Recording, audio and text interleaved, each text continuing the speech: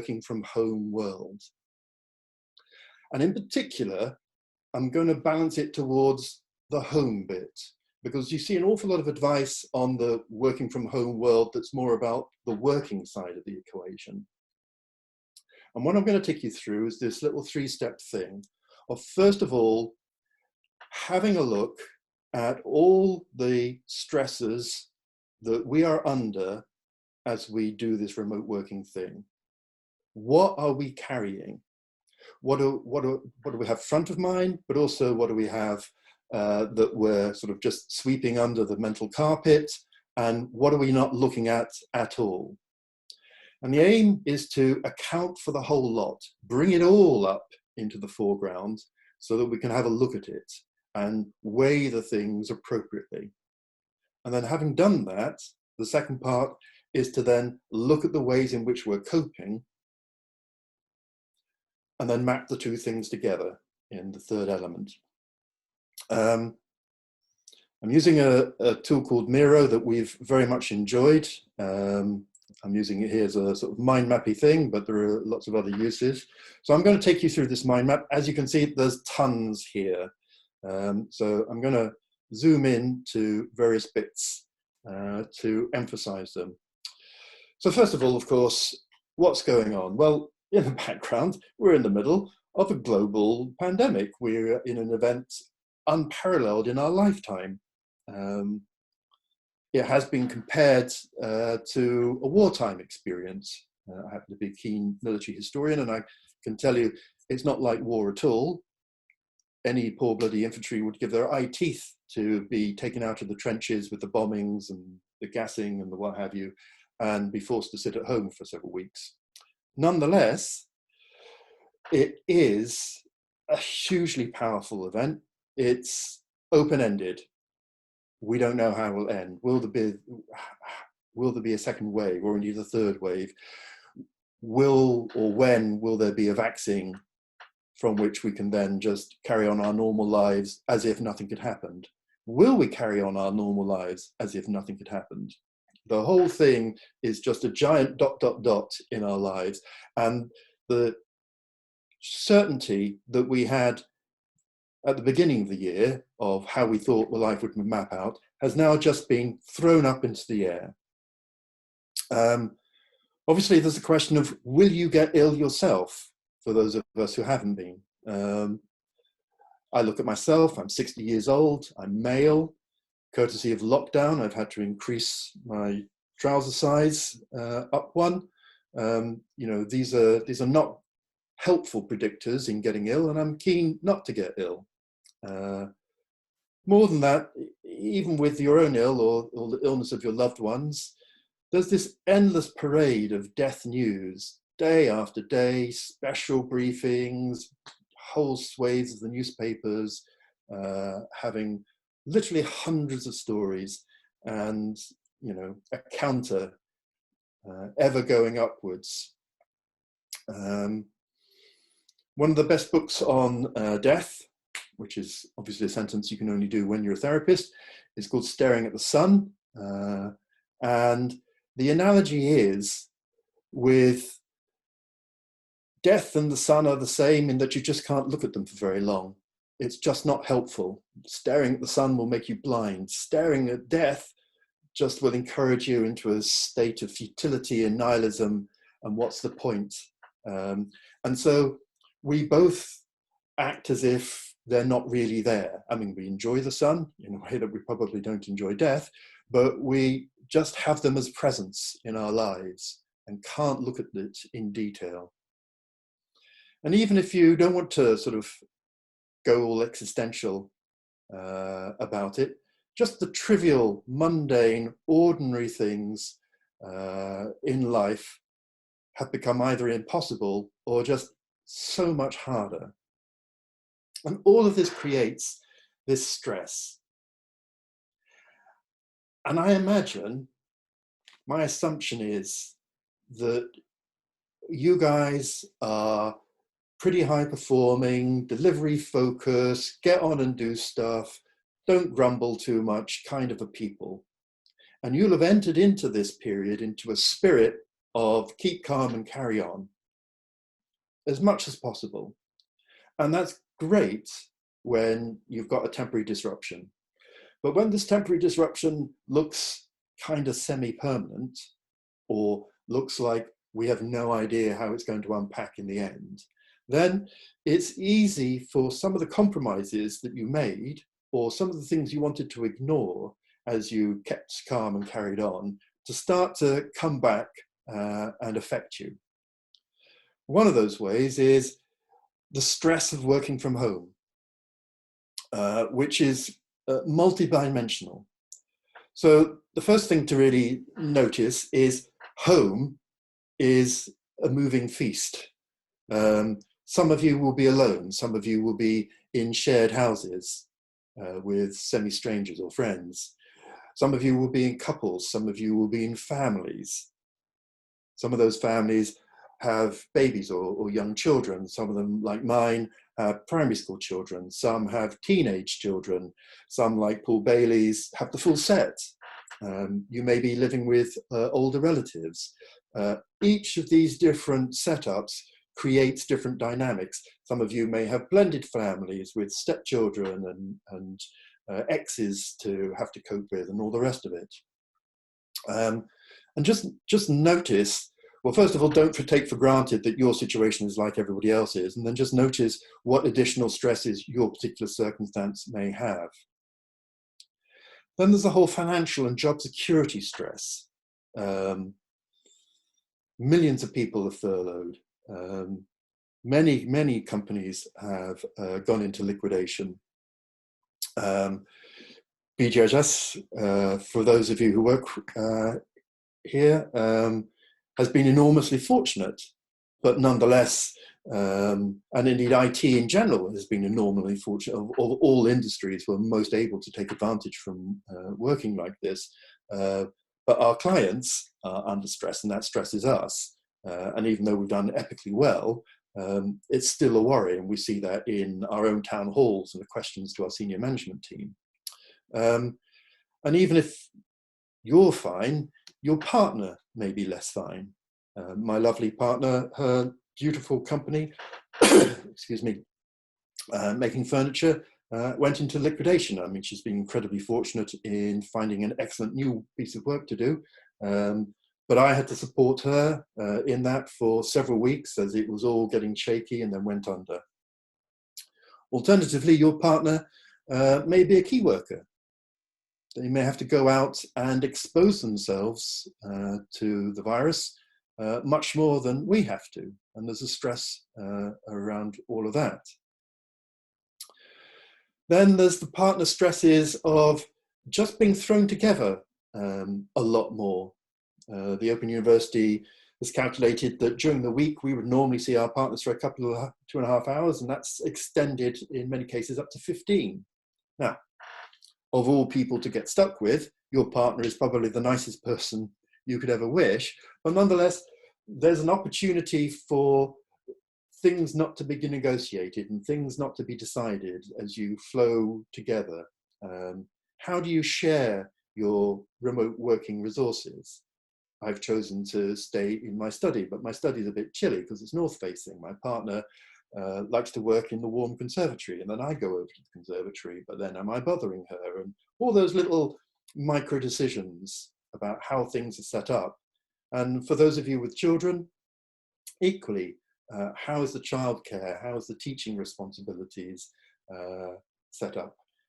What's the rules around screen time and all those kinds of things? There would be a tendency to treat it as if it was just like a weekend, but it's not a weekend. And so you have to account for that and face up to that kind of stuff. Then there's the worry for any of your particularly vulnerable loved ones, people with underlying health conditions or just older people. My lovely little son hasn't seen his grandparents properly in months now. And it's a real loss because they are really close to him and actually very actively involved in his childcare. And then there's just people who are prone to putting other people first. I call out mothers in particular, but anyone who is a people pleaser will be less inclined to notice their own needs and more inclined to give themselves away, their time and their energy to help other people. And this is also a thing with couples. So couples with families can often give their couple time away and their closeness and their intimacy time in order to look after the rest of their family, whether they're looking after children or older people. And then finally, you may be putting yourself under some self-stress. There was a lot of talk, I hear it less now, but there was a lot of talk at the beginning of, oh, well, I'm working from home. This will be a wonderful opportunity to learn Chinese that I've always wanted to do, kind of thing. Or I must continue to fully deliver my work 100% as if nothing's really happened. Well, something's really happened. Something big's really happened. And it's unrealistic to assume that you can just carry on and be as productive as you would be under normal circumstances. And equally, there's a pressure to, not grumble. We're British, or if we're not British, we're living with a lot of British people who don't like to complain too much. For me, I think this has led to a blurring of your personal psychological boundaries. So the idea here is you have multiple selves. There's a secret self that you only know to you. There's a private self that you know to you and you may share glimpses of to one or two other trusted people. There's a home self of you within your domestic setup. There's your social self and how you are with your friends. There's your professional self with how you are with colleagues. And of course, some colleagues are friends, etc. And these boundaries have all got scrunched and crushed in together because you're just in this one place all the time. Our ability to control, particularly our me time against our we time.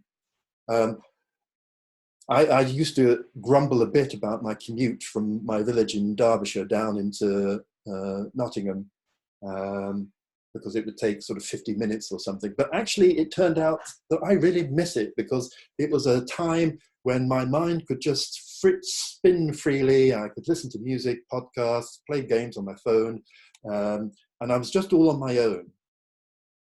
And now I'm just not on my own very much.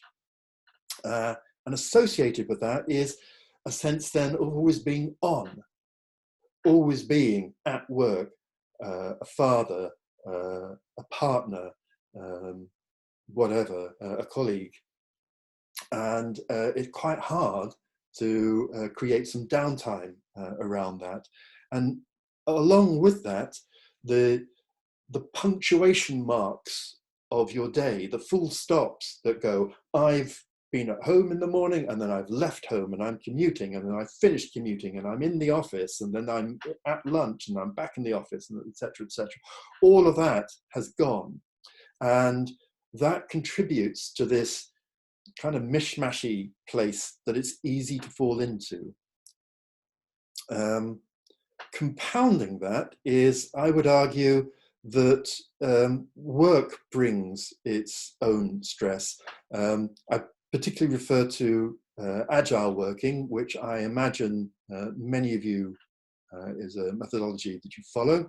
It's certainly one that BGSS follows. It's a brilliant methodology, but it is absolutely predicated on all of us being physically together, intimate, close, elbow to elbow, sharing the Sharpies to write onto the walls and what have you, and to have momentary conversations when you just meet someone by the coffee machine, and collaborate tightly all the time. And it is totally not designed for this kind of environment. And we're making the best of it, and we're doing our best.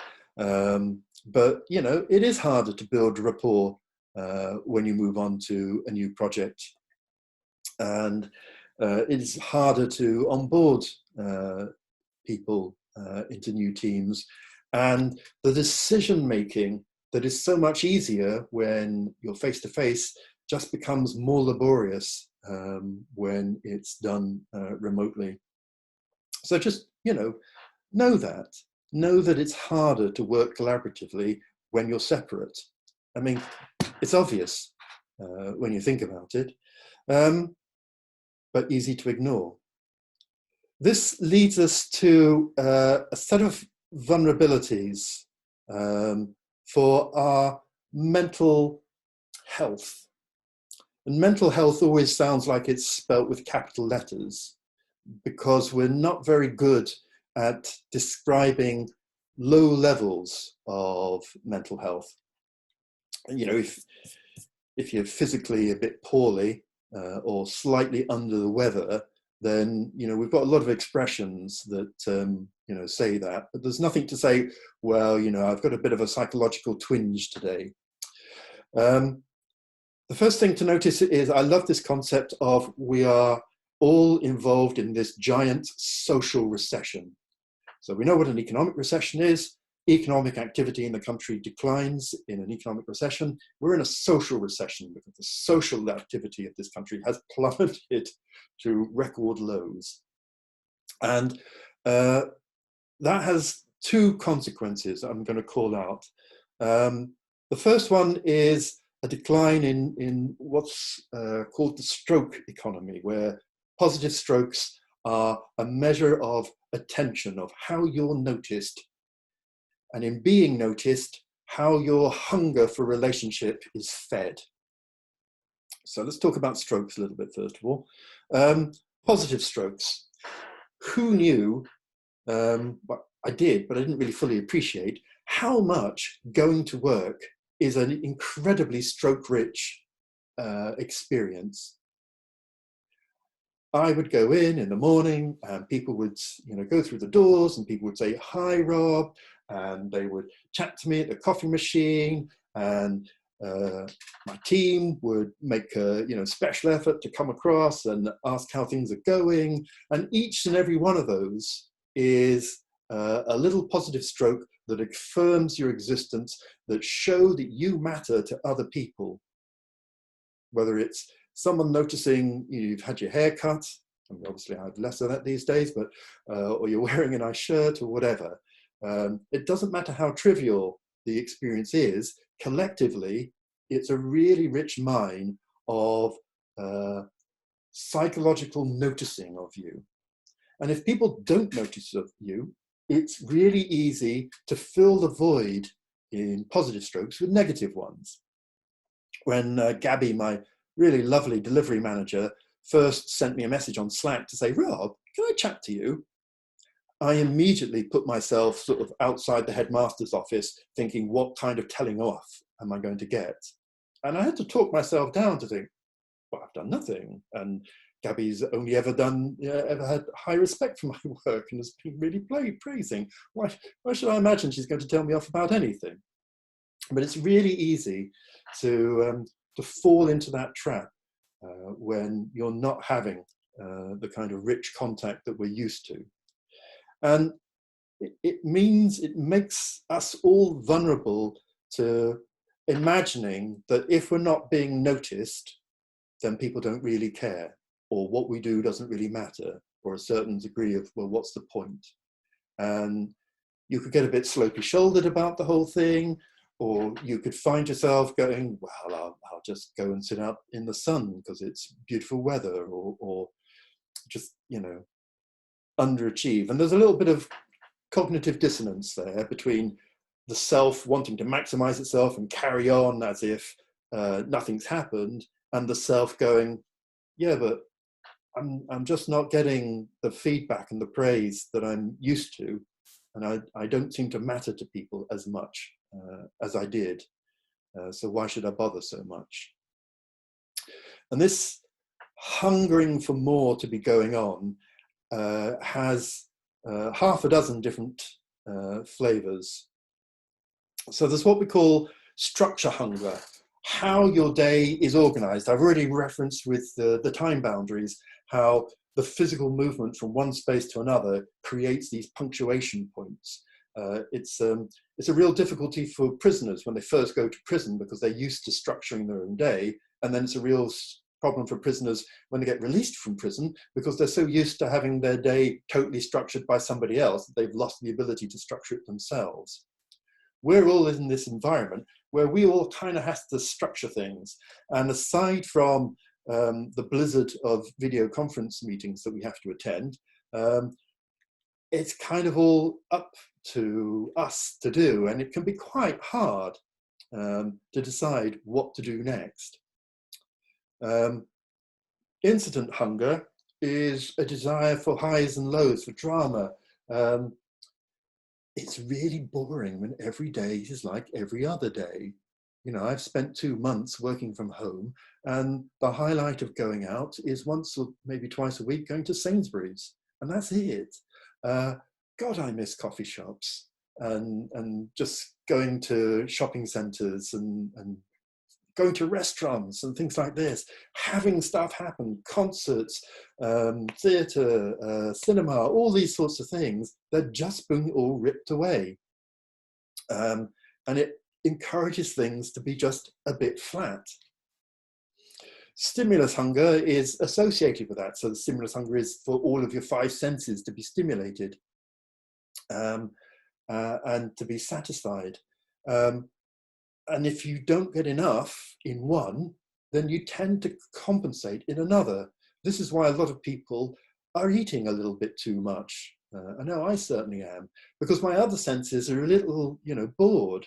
I'm bored of the view outside my study of the house opposite and the trees. I mean, it's a perfectly pleasant view, but it's unchanging. At least with food, you can excite your palate with a new novel or a sweet taste or whatever it is. Whereas it's difficult in other ways. The recognition hunger feeds into the idea of the positive Stokes. You really need to feel that you matter, and you do, but it's hard to see that when everyone else is separate from you. Contact hunger is the need to feel that you are touched by people and they touch you. And I don't mean physical touch, I mean psychological touch. The support that you give your colleague when they tell you that they're struggling with something, whether it's a project or they've overeaten over Christmas and New Year and they need to, slim down a bit, whatever it is. When you offer a little bit of advice and they take it and they're grateful, or vice versa, being touched is touching and is really a rich experience, and that's hard to do in this separated environment. And finally, sex hunger, which is, yes, it's about sex, but it's about the whole range of sexual experiences, from the full swinging from the chandelier and spending all day in bed with bed picnics and all the rest of it, down to the more reasonable ones you can get from work, which is just being noticed. Noticed having that change your hair, or wearing some nice clothes or shoes or whatever, or just a smile from someone that you have just the tiniest micro flirt with. It's not a proper flirt, it's not an affair or anything like that, but you like them, they like you, you share just a tiny moment.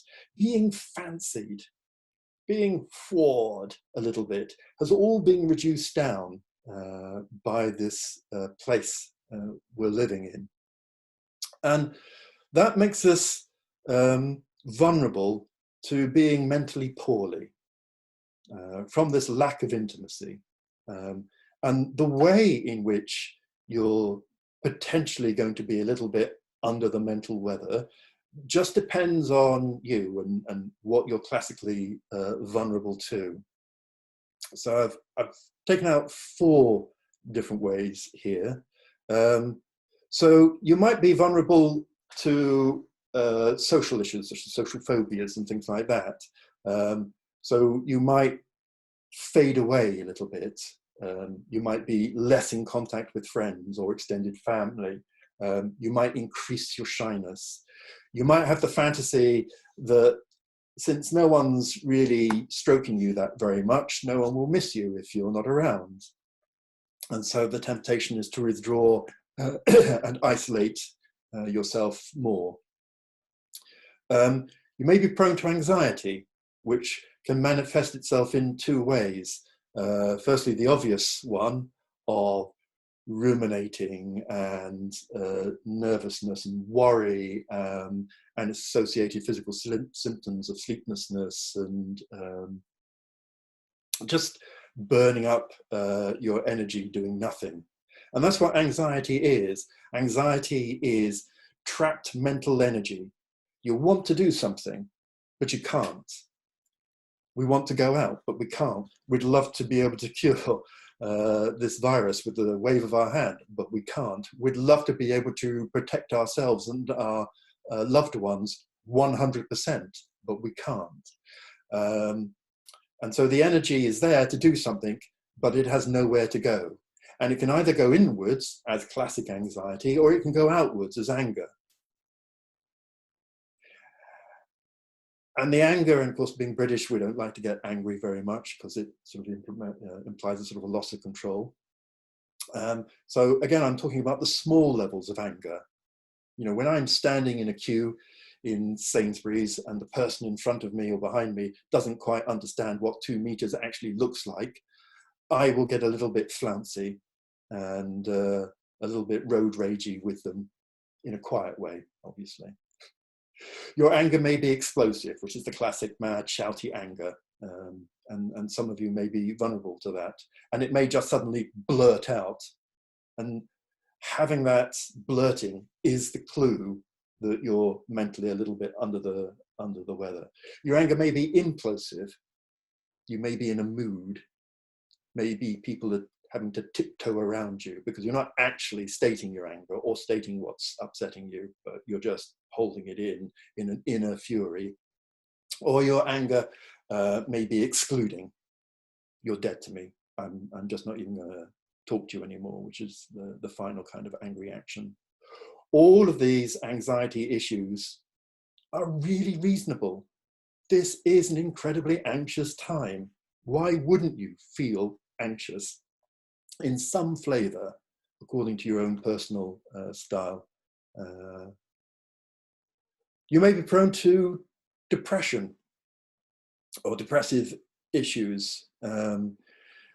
Obviously, depression, the classic definition of it is a persistent low mood. That's the textbook. So you may feel a bit down. And with the lack of strokes that you're getting, with the hungers that are being unmet, again, that's a perfectly reasonable thing to feel. You may feel its close cousin, which is ennui, the lacklusterness, the grayness, the everything being the same. I can go to this place and I just don't know what to do with myself. All the things I usually do to amuse myself just don't amuse anymore. I'm not worried, I'm not fretting, I'm just meh. And it's a horrible place to be. And then for some of you, you may not directly do mental distresses in any way. You may feel your mental distress physically. Somatization is the long word I have to take a little bit of a run up to say. Aches and pains, irritable bowel syndrome, migraines, headaches, all of those low-grade, chronic, hard to pin down kinds of not feeling comfortable are classic symptoms of a psychological distress that is exhibiting itself in your body. Your body is not cut off from your mood. Quite the contrary, your body is intimately linked through hormones and your nervous system. The two are really, really close. And loneliness is a major, major, major cause of physiological illnesses. So if you're feeling physically under the weather, then just notice that that might be because some of this other stuff is going out.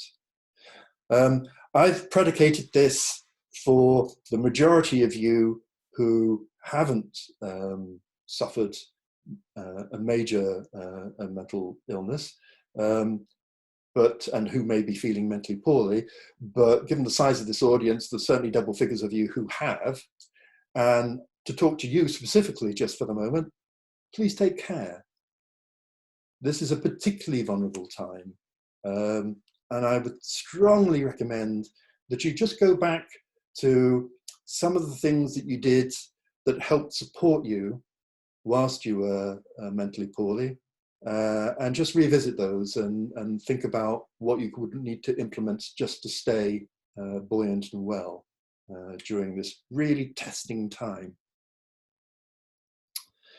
So that's a little tour of the crap we're carrying, the stresses that we are feeling, the stresses of a global pandemic, the stresses of working from home, the stresses of our boundaries and self being disrupted, the stress of trying to carry on work as if not much has happened, and the stress of living in this social recession when the normal richness of our lives has been turned to black and white.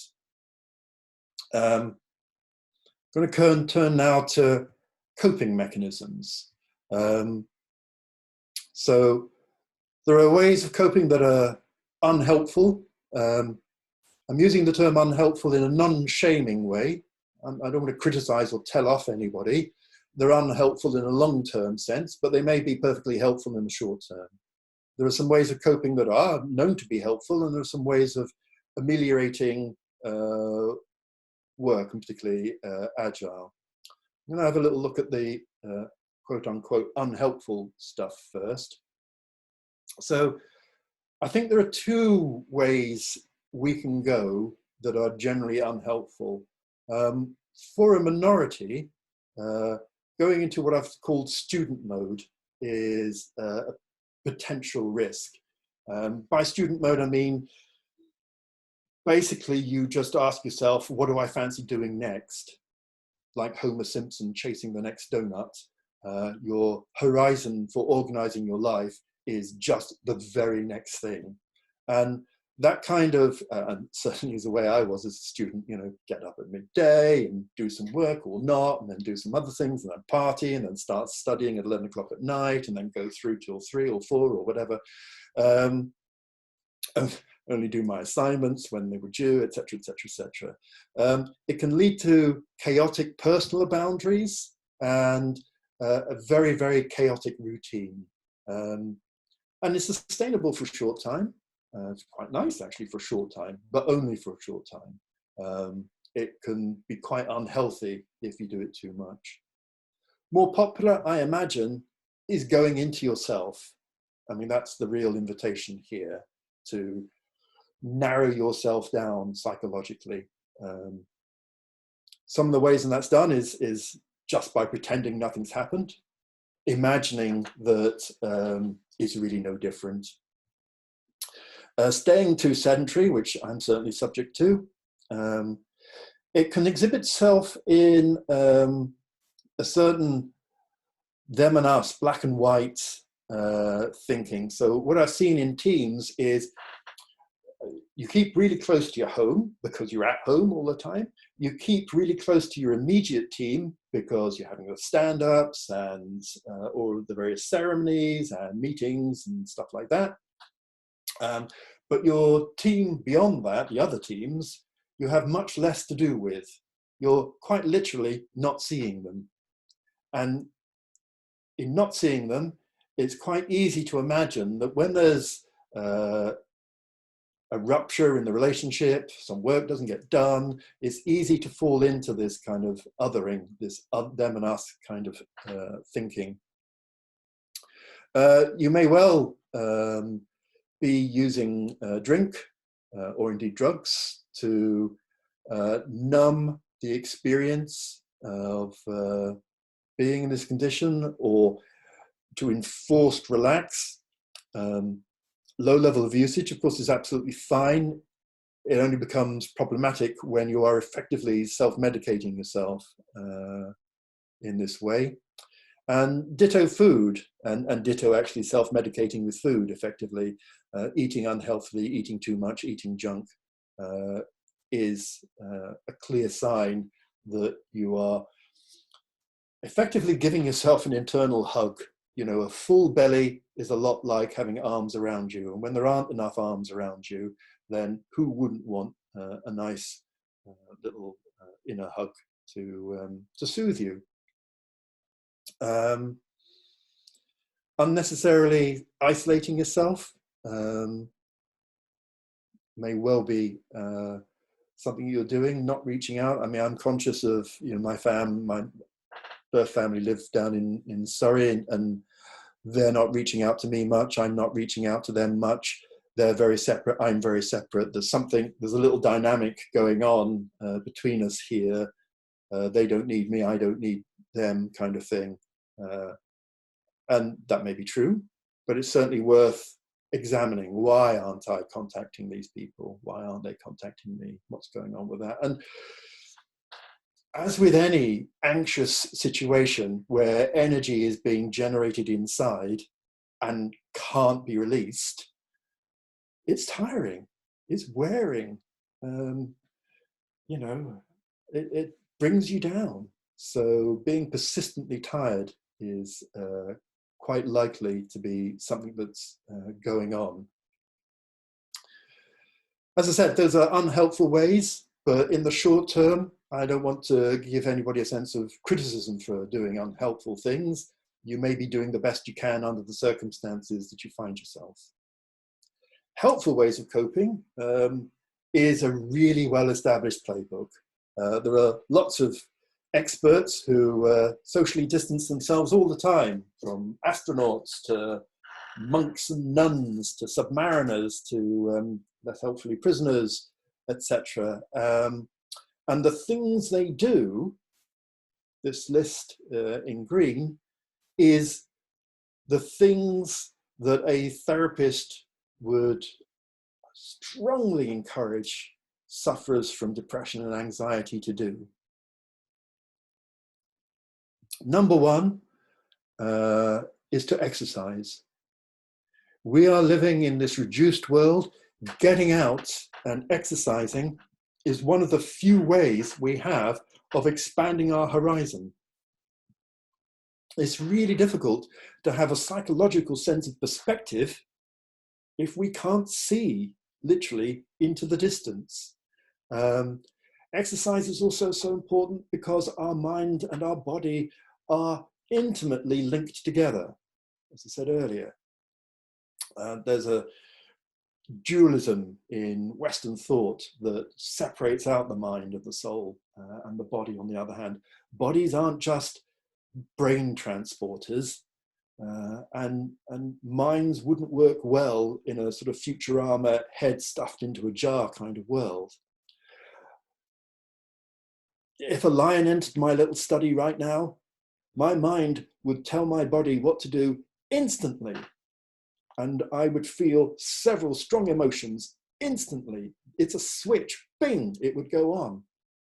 And that pathway from the mind to the body, the hormones, works the other way, because the body goes and feeds the mind, and indeed the body can react so quickly that it can short circuit the mind and go and start to do things instantly. When you burn yourself, you pull your hand away before you've thought about, oh, I'm burning myself. It's an instant reaction. Exercise is a way of connecting your mind and of changing how you feel psychologically. Sleep, relaxation, I'm not going to labor these points, are all part of this, and establishing routine is part of that structuring. I would call out positivity, by which I don't mean a kind of Pollyanna, it's all going to be all right kind of thing. It's more, yes, this is awful, but I can still look at things a little differently. I can detach myself from the daily death news. I mean, God knows I really enjoy watching Trump being absolutely monstrous, but you know, it doesn't actually directly affect me immediately, or that idiot in Brazil. And I can just, you know, not read all of that stuff, let alone bloody Cummings. And and I can reframe events in a more positive way. So it's unfortunate that the government and the scientific behavioural advisors have called this lockdown, because that emphasises the loss. It emphasises the limitation. It emphasises the confinement. Other places, like Singapore, have described this as circuit breaking. That's what you're doing. You're breaking the circuit of the transmission of the virus, which recasts this in a much more positive light. Equally, lockdown makes it sound like some sort of punishment, whereas we're safe at home. We are in the nicest place we know. We're in the place that we've furnished and decorated and equipped to be the most pleasurable to us. So just reflecting on your safe, cozy place, again, creates a different way of thinking about it. I would also strongly encourage paying attention to your inner child, who is the part of you that extra specially feels the lack of strokes. So being silly, doing stupid things, dancing, being daft, playing games, taking time off to relax, sunbathe, whatever, doing hobbies, particularly if those hobbies aren't personally improving, but are just something you like to do for the sake of doing them, is all an excellent thing to do. And then do what I'm inviting you to do today, right now, but regularly. Account for what's going on. What are your feelings? How have they been? I encourage people to think about their feelings a bit like the weather. The clouds pass and then they clear and the sunshine comes out, but then it gets cloudy again. You know, what's going on? Why is that? What loads are you carrying? What responsibilities are you shouldering? What are your signs when you're not doing extra specially well? And what's likely to trigger you into not doing extra specially well? And just accounting for what you've lost. I mean, I've said I miss cafes so much. Thank God I was given a Christmas present 2 Christmases ago of a coffee machine. It's been an absolute lifesaver. And, you know, I go off into YouTube videos and try to see how to do that better and stuff. I'm a big fan of journaling. I keep a daily journal on my phone, Dailyo. It's a really nice, simple one that allows you to record as much as you like, or more importantly, as little as you like. I've set our competition prize to be bullet journaling, because that's another really fantastic, non-digital way of keeping track of everything and noticing your psychological health, as well as all the stuff that is on your plate. And for many people, it's a really, really successful way. When Gabby, my delivery manager, asked me to have a look at this, I had a look of how my mood was doing at the beginning of April, and I was both surprised and not surprised to see that it wasn't really doing well. And I looked at some of the things I was doing, and I could see, from lockdown, that my telly usage had gone through the roof. Now that can be fine. We're trapped at home. Why wouldn't you watch a bit more telly? But it's not something I would normally do. Chores also. Well, I'd never been so on top of my laundry, although ironing's still a struggle. My ability to relax had really, really gone down. Partly that was because my partner and I were working together really intensely on the troubles of her company. But partly it's just harder to relax. And my quotient of memorable, excellent meals had equally gone down, which is part of the hungers, the literal hungers. So I took some action to have a go at that, and I've had pulled April back a bit, and I'm having a pretty good May as well. I should update this one. So just take your emotional temperature and see how you're going on in this strange way, because you can't just take it for granted what's happening. Then finally, ways of working. I've positioned this as agile, but it's ways of working more generally. Work flexible hours as far as possible. Obviously, you know, with all respect to your colleagues, but you know, my son is in the living room at the moment. I'm going to have to spend some time with him. Well, actually, I'm going to have to make him breakfast shortly. He's been very, very patient, good as gold, but you know, I still have to attend to that. Go with your personality style. Extroverts, this is a really tough time. You get energized, excited, boosted by being around people, and you're not around people, and that's really, really hard. So notice that, know that, and think about how you can address that, or at least mitigate it to some degree. One of the things I miss is the spontaneity of chats with people. I think I've had 2 spontaneous chats with colleagues, one because a meeting got cancelled and me and one other person just happened to go there not knowing it was cancelled. And then we chatted for 30 minutes. It was wonderful. All the other meetings are all diarised. There's no spontaneity in that. Introverts. What a great time to be an introvert. Brilliant. Finally, all those introvert skills become gold stars for this environment. But, you know, even for you, some of this can be, you know, really taxing. Even the most introvert person still benefits from social contact and indeed benefits from being around extroverts. And this whole video conferencing thing can be a bit of a drag. You know, who wants to see themselves projected onto a myriad of screens? And so obviously many introverts will, you know, want to turn their video off. Turn your video off. It's okay. You know, do that. Ambiverts, people like myself who are halfway between the two, you need to be aware of your flow. You know, I really like presenting. I love pushing out energy and being excited by all of this. And then I'm a bit tired by it afterwards, and I need to go and cuddle up with a good spreadsheet for a few hours or something just to bring myself back into myself. So go with your personality style and notice your rhythm.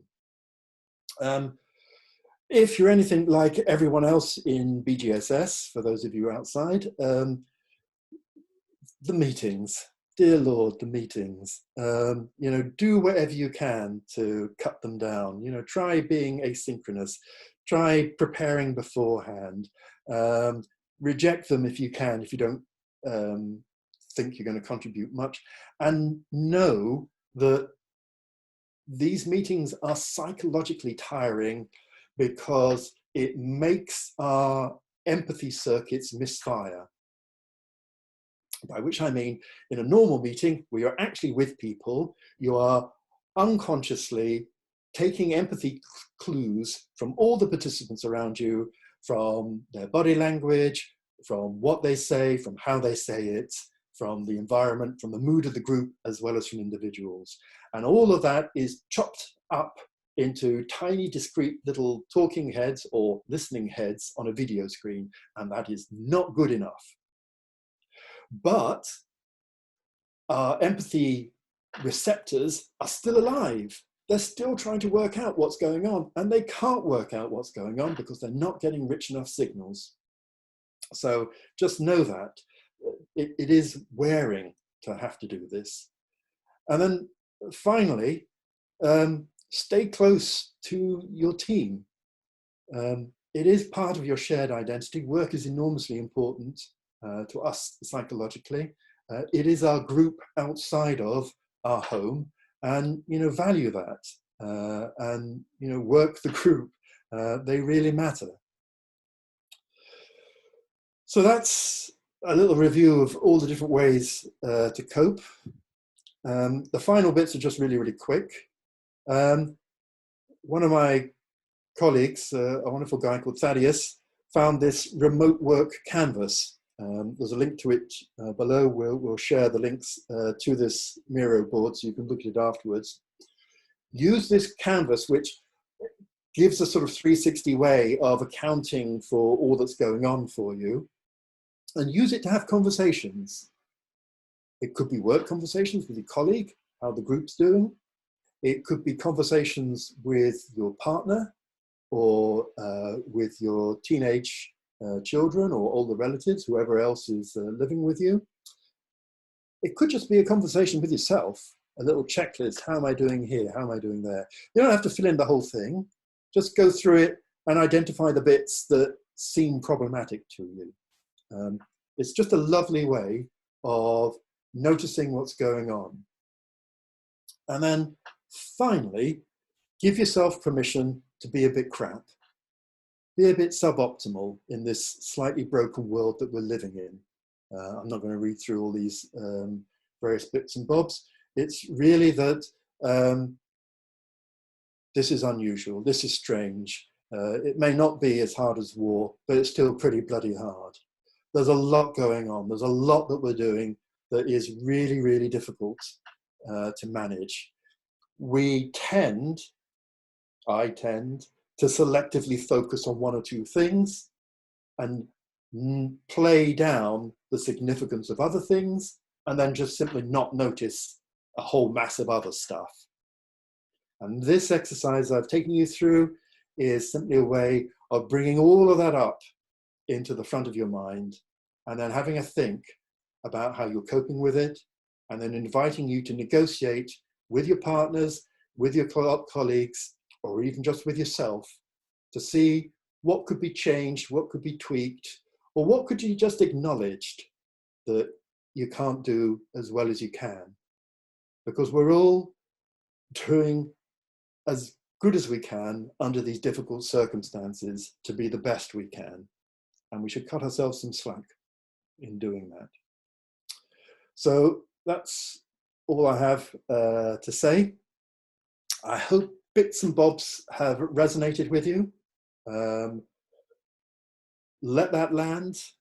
Go back and have a look at the board later on, and refresh and remind yourself, and take little adjustments. And if that's all you do, take little adjustments, even if the adjustments is to give yourself permission to be just a bit crap in that area whilst we're coping with all of this. Then, I will be delighted, and it will be a good deal. Thanks for listening to me on yet another video conference. Guys. Thank you very much, Rob. Yay! We'll have a bit of a clap now. Yay! Okay, so we are just past 9 o'clock, but we are going to open for questions if people would like to ask them. We have got a couple already. Let me see if I can make this work. So just reflections as well. Anything that's hit home for you would be interesting to hear. Yeah, so Tom Parsons says, thanks for this. It's all very insightful. And we've got a question from Andrew. So Andrew, you should be able to join us now if you just want to unmute yourself. Good morning. Morning. Yeah, basically just that was really useful context, and a lot of different things I haven't considered when sort of managing, small team, etc., around different things might be going on in their lives and such things like that. And we're kind of quite mindful of people's situations as best we can, and in the current situation. I guess ultimately, is it possible to share that mind map, because I find it a really good reference and yes, something absolutely. to stare at probably daily, really, to think about, and different people's perspectives, etc. Yeah, no, absolutely, Andrew. And you're completely right. Having a constant reminder that this is going on and it's special and it's difficult is as much of a tonic in the circumstance.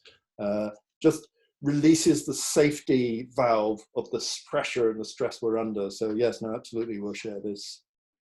Yeah, so Andrew will follow this meetup with an email over the next couple of days, and in it we'll have some links to Rob's map and a couple of other resources as well. Okay, thank you.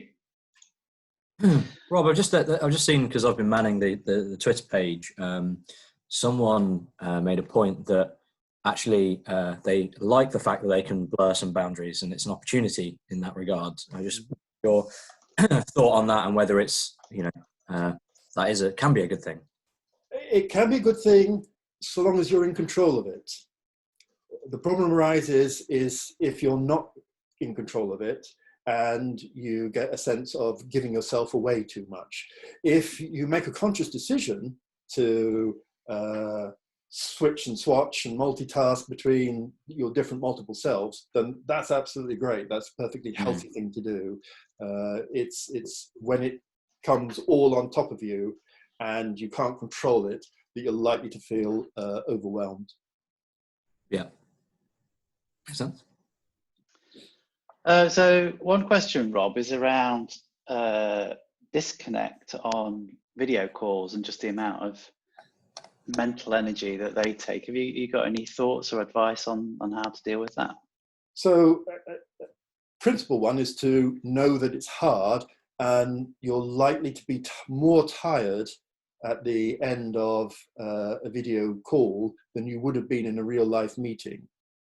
Also, video calls have a really annoying tendency of just ending abruptly, in a way that meetings end with people leaving the room, having little chats, herding over to the coffee machine and stuff like that. They have a gentle fall away.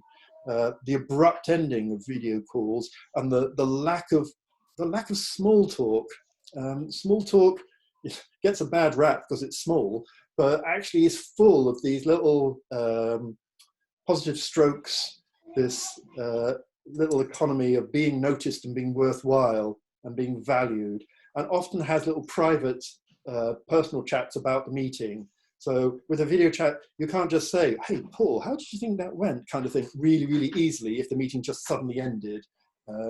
Whereas all of that's possible. So again, just notice that it's a much reduced empathetic environment you're in. It's going to make you tired. It's going to abrupt endly. And we've got somebody asking if you were thinking about doing this talk again, as they can think a lot more people could benefit from it. I've spoken at other events and other teams. Please get in touch if you'd like me to speak to your team. I'm very happy to do this. It's all there. It's just, 45 minutes or so or an hour out of my time. It's not a problem. I enjoy doing it. Okay, so let's see now if we can switch it back to our screen. Let's see who won the awesome thing.